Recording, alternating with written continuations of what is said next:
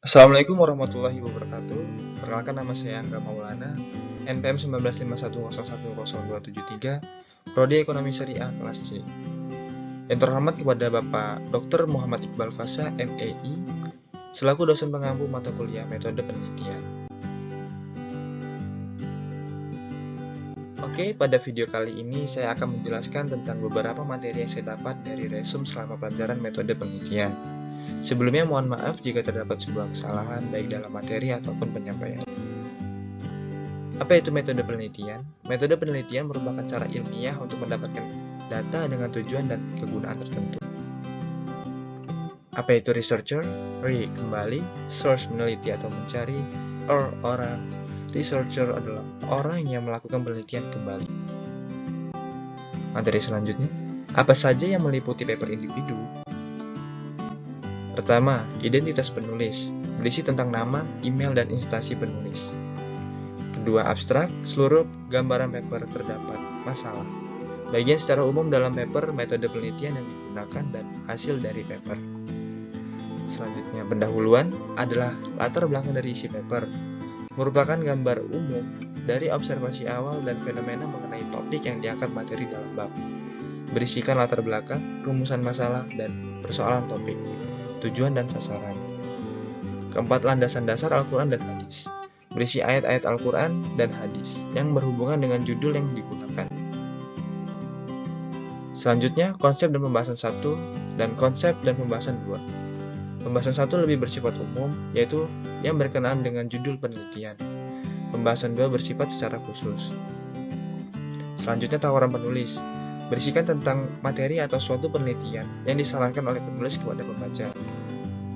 Selanjutnya ada kesimpulan, merupakan pembahasan akhir pada penelitian yang menjadi perhatian akhir paper, di mana fokus menjelaskan keseluruhan dari penelitian.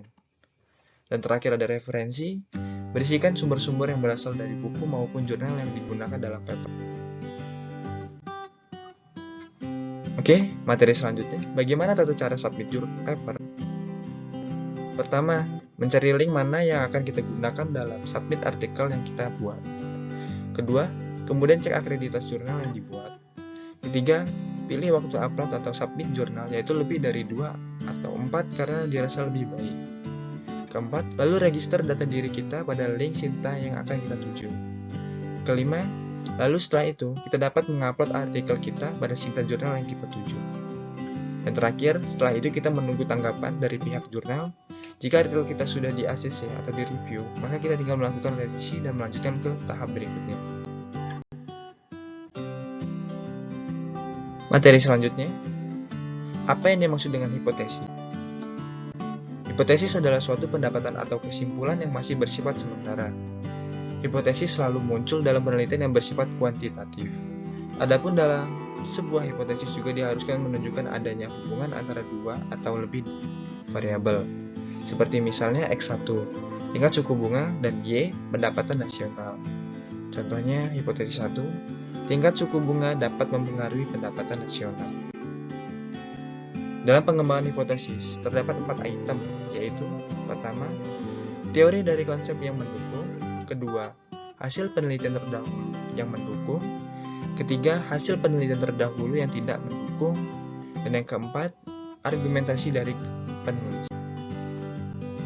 Adapun hasil pengembangan hipotesis biasanya akan dimunculkan dalam bab 4 mengenai hasil dan pembahasan, di mana dalam bab tersebut akan dikemukakan keempat item pengembangan hipotesis, yang kemudian dari hasil yang didapat akan dilihat bahwa penelitian yang penulis lakukan lebih mendukung penelitian siapa saja. Apabila hasil sesuai hipotesis penelitian, maka hipotesis dinyatakan diterima.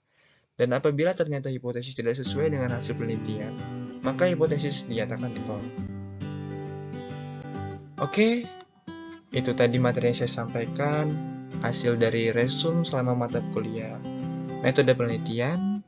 Semoga materi yang saya tampilkan bermanfaat untuk kita semua, dan terima kasih. Thank you for watching. Wassalamualaikum warahmatullahi wabarakatuh.